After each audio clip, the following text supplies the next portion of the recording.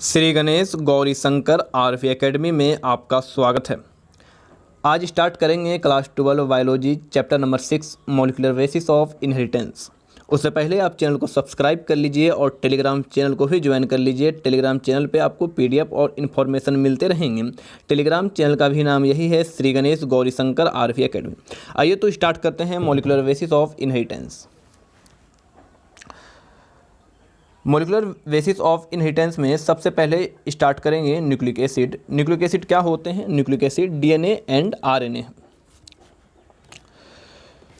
सवाल ये उठता है कि न्यूक्लिक एसिड को डिस्कवर कौन किए? तो न्यूक्लिक एसिड को डिस्कवर एफ मिसेचर साहब ने किए। कब किए थे? 1869 में किए थे। कहाँ किए थे? पस सेल के न्यूक्लियस में किए थे और इन्होंने इनका नाम न्यूक्लिन दिए। ये मान लीजिए ये पस सेल रहा, पस सेल के अंदर ये न्यूक्लियस रहा, न्यूक्लियस के अंदर ये एफ मिसेचर साहब न्यूक्लिक एसिड का डिस्कवर किए और इसका नाम ये न्यूक्लिन बोले। आपसे ये पूछा जाएगा कि टर्म न्यूक्लिक एसिड कौन दिए? तो वो अल्टमान साहब दिए थे। आपसे ये पूछा जाएगा कि टर्म न्यूक्लिक एसिड कौन दिए? तो टर्म जब पूछा जाए न्यूक्लिक एसिड कौन दिए तो वो अल्टमान साहब दिए। अल्टमान साहब न्यूक्लिक एसिड टर्म क्यों दिए? क्योंकि डीएनए एंड आरएनए का नेचर एसिडिक होता है, इसलिए अल्टमान साहब ने टर्म न्यूक्लिक एसिड दी। तो न्यूक्लिक एसिड होता क्या है, आइए इस पे बात करते हैं। Nucleic acid polymer chain of nucleotide है। पॉलीमर क्या है? बहुत सारे मोनोमर यूनिट से मिल करके पॉलीमर बने हैं। किसका पॉलीमर बने हैं? तो न्यूक्लियोटाइड का पॉलीमर ही न्यूक्लिक एसिड है। क्या बोले? फिर सुनिएगा। बहुत सारे मोनोमर यूनिट न्यूक्लियोटाइड के मिल करके जो पॉलीमर चेन बने वही न्यूक्लिक एसिड है।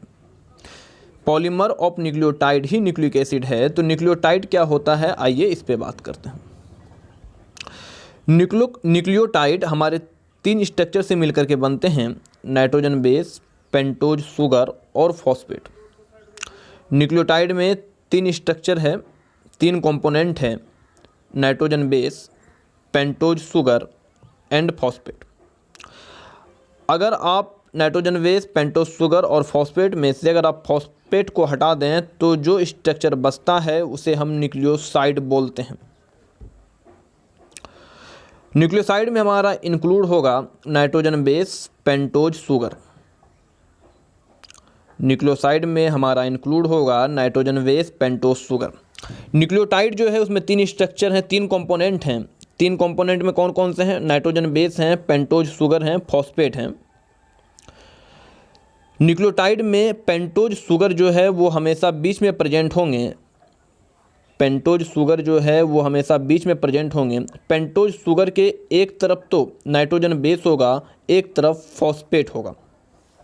फिर सुनिएगा क्या बोले। न्यूक्लियोटाइड में के स्ट्रक्चर में 3 कंपोनेंट हैं, नाइट्रोजन बेस हैं, पेंटोज शुगर हैं और फॉस्फेट हैं। शुगर जो है वो बीच में प्रेजेंट होगा। शुगर के एक तरफ तो नाइट्रोजन बेस होंगे, दूसरी तरफ फॉस्फेट होंगे। आइए स्ट्रक्चर समझते हैं न्यूक्लियोटाइड का।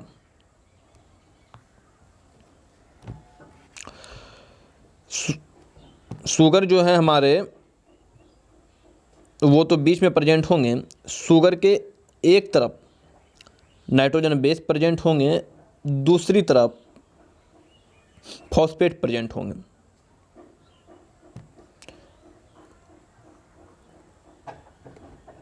एक तरफ तो नाइट्रोजन बेस प्रेजेंट होंगे और दूसरी तरफ फॉस्फेट प्रेजेंट होंगे। तो इधर ले लेते हैं ये नाइट्रोजन प्रेजेंट हैं और इधर ले लेते हैं कि इधर फॉस्फेट प्रेजेंट है। ये जो कंप्लीट स्ट्रक्चर आप देख रहे हैं ये कंप्लीट स्ट्रक्चर ही न्यूक्लियोटाइड है। अगर इसमें हम फॉस्फेट को रिमूव कर दें, अगर इसमें हम फॉस्फेट को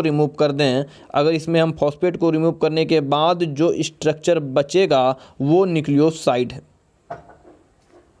फिर सुनिएगा क्या बोले। न्यूक्लियोटाइड 3 चीज़ से मिलकर के बने हैं, नाइट्रोजन बेस से मिलकर के बने हैं, पेंटोज शुगर से मिलकर के बने हैं एंड फॉस्फेट से मिलकर के बने हैं। इसमें से अगर हम फॉस्फेट को रिमूव कर दें तो जो स्ट्रक्चर बचेगा उसमें न्यूक्लियोसाइड, उसे न्यूक्लियोसाइड बोलेंगे। न्यूक्लियोसाइड में दो कंपोनेंट आ रहे हैं, नाइट्रोजन बेस आ रहे हैं, पेंटोज शुगर आ रहे हैं, लेकिन फॉस्फेट नहीं आ रहे हैं।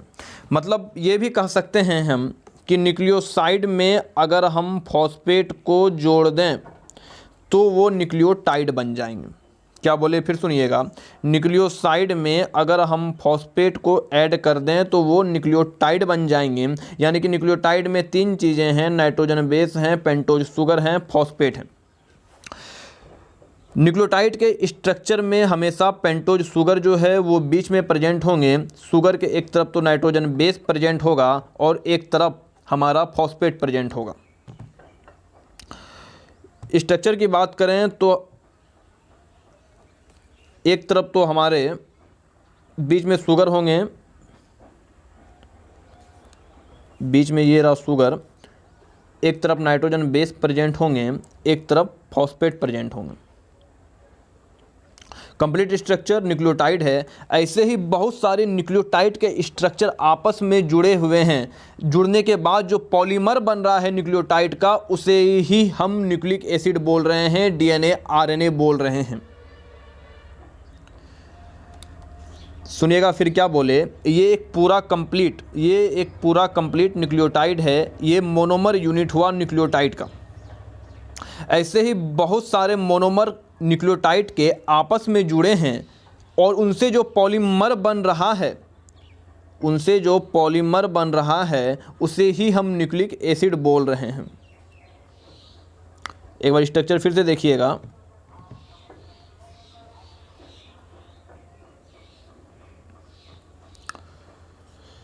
न्यूक्लियोटाइड का स्ट्रक्चर में आपको हम बताएं कि बीच में तो शुगर प्रेजेंट होंगे, एक तरफ नाइट्रोजन बेस प्रेजेंट होंगे, एक तरफ फॉस्फेट प्रेजेंट होंगे। स्ट्रक्चर में आपको बताएं कि बीच में तो शुगर प्रेजेंट होंगे, एक तरफ नाइट्रोजन प्रेजेंट होंगे और एक तरफ फॉस्फेट प्रेजेंट होंगे। ऐसे बहुत सारे न्यूक्लियोटाइड के मोनोमर यूनिट जब आपस में जुड़े तो जुड़ने से जो पॉलीमर बना, जो चैन बना, उसे ही हम न्यूक्लिक एसिड बोले, उसे ही हम डीएनए आरएनए बोले। तो एक न्यूक्लियोटाइड का यूनिट दूसरे न्यूक्लियोटाइड का यूनिट से कैसे जुड़ता है वो देखते हैं।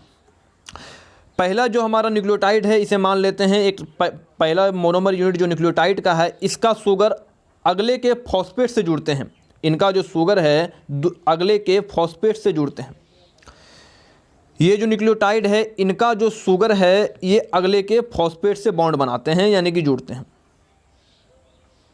इसी प्रकार इनका जो शुगर है वो इनके आगे जो न्यूक्लियोटाइड आएंगे उनसे वो बॉन्ड बनाएंगे। वो कितने नंबर से बॉन्डिंग बनाएंगे वो बाद में देखेंगे जब इसका डिटेल स्ट्रक्चर पढ़ेंगे।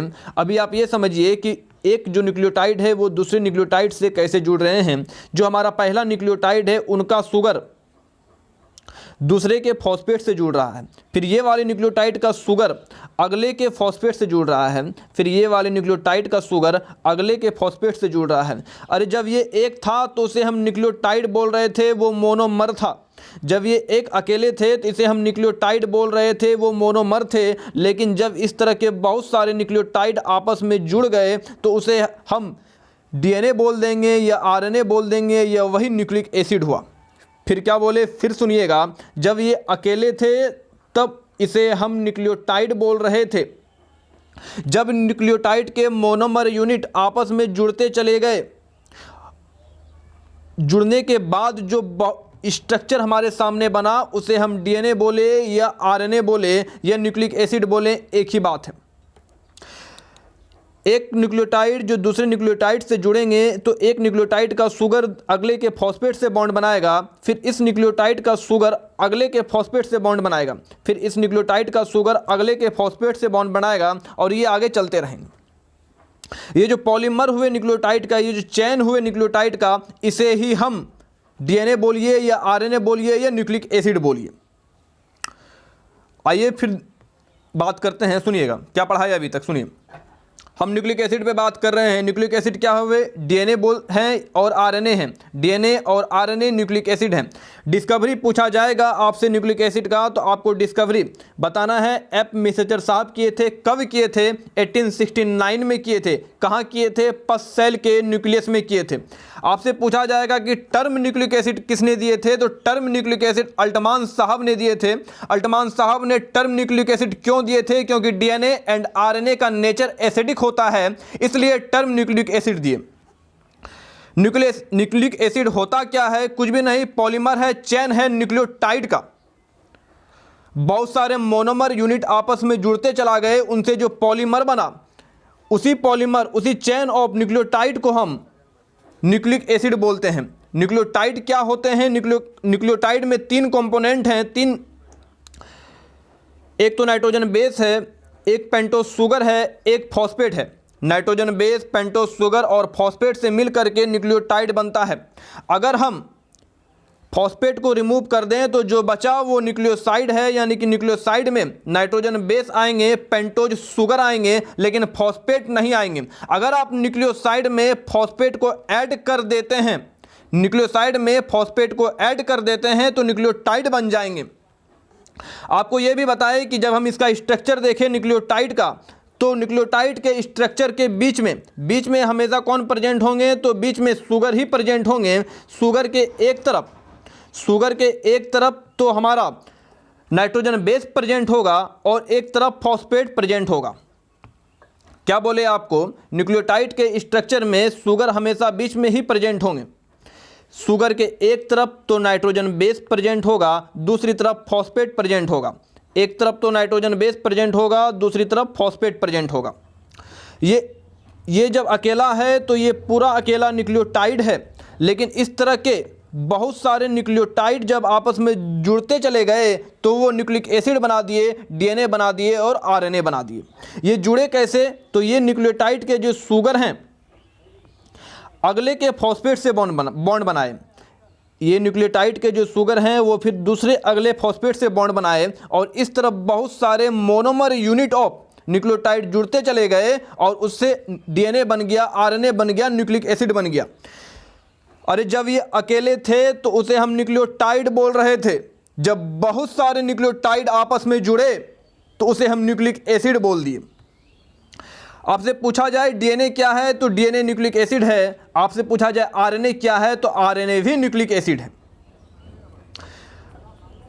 आइए एनसीईआरटी पे बात करते हैं। आप निकालिएगा एनसीईआरटी क्लास 12 बायो, पत्ता नंबर 9595।